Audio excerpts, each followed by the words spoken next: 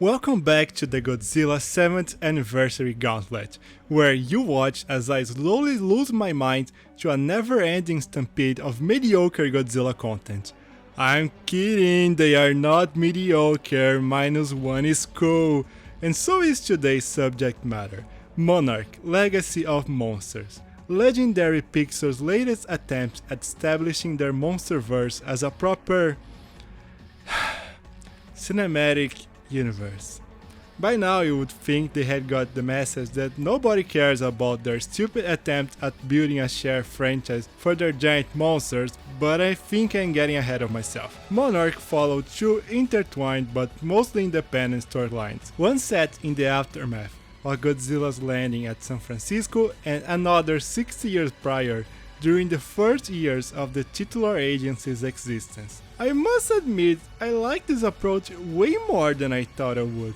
At first, it seemed like it would go down the road every single TV show nowadays go and just soak the living shit out of it with flashbacks. But no, the 1950s storyline is its own thing with beginning, middle and end. Not that the series doesn't rely on intrusive flashbacks from time to time, but the early Monarch scenes definitely don't feel like that, standing on their own while simultaneously complementing the modern day narrative. The decisions the characters took during those early days of Monarch shaped the institution as it is today, or at least how it is during the show. I'm gonna touch on it in a moment. All this ties into the show's larger, overarching themes of parallels and symmetries. Hell, it's even the main titles. In the second half of the season, allies become antagonists and antagonists allies, as well as characters basically switching personalities. I admit that at first you get like, not in small part because the switching polarities of the main characters is not very convincing, but once you realize all these changes are by design, it gets easier to swallow. Overall, the show is pretty solid, heavier on character drama and tension, and lighter on pure action, sure, especially kaiju action. Especially Godzilla action, but that is to be expected considering the whole season had the budget of one movie. For what is worth, the one monster fight we have in the show is actually pretty sick, and that's what matters at the end of the day. What I was not expecting was to enjoy it as much as I did, as I generally love modern TV and was definitely not looking forward to watch this, but once started, it was pretty painless, pleasant even. So, by itself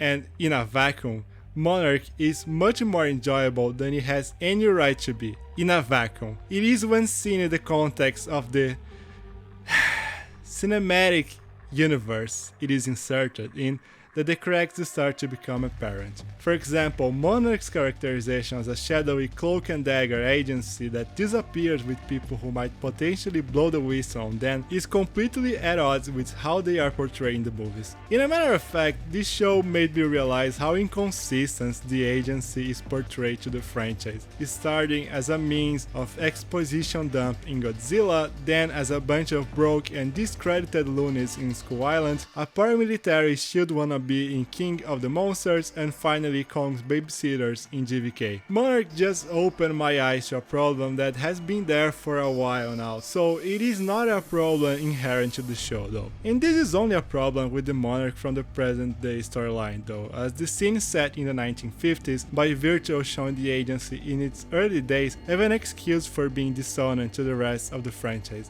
Not only that, they also marry well with what we see of Monarch in Skull Island, which is the next installment chronologically. A problem that is inherent to the series is its attempt to connect itself with the other installments of the Monsterverse. See, the main driving mystery of the plot revolves around Hiroshi Randa's disappearance while continuing his father Bill's research. What is it that he was looking for, and how is it connected to Godzilla and the other monsters?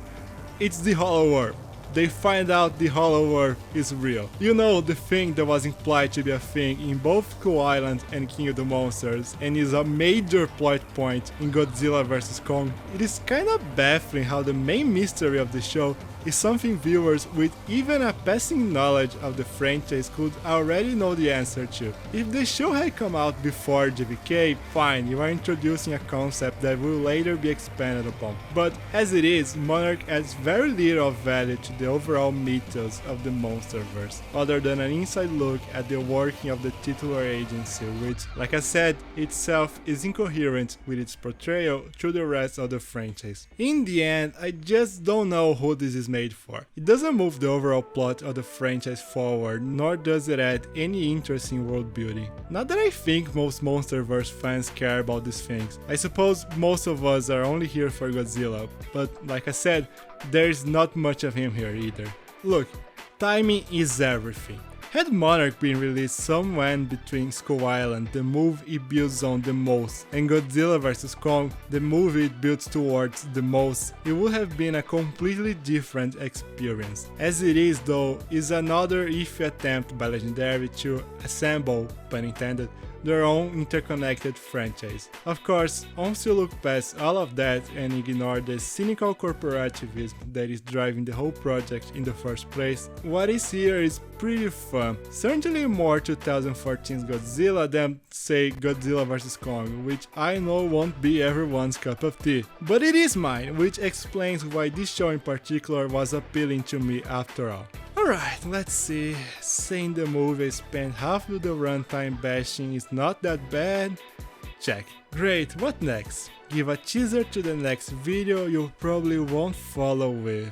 This one is easy, because by the time the new Empire hits theaters, my next video may very well not have come out yet, so I may or may not postpone it in order to talk about GXK.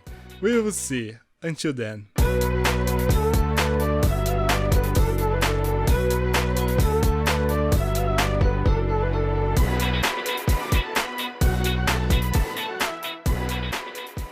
I've been referring to the 2015 storyline as present day. 2015 was almost 10 years ago.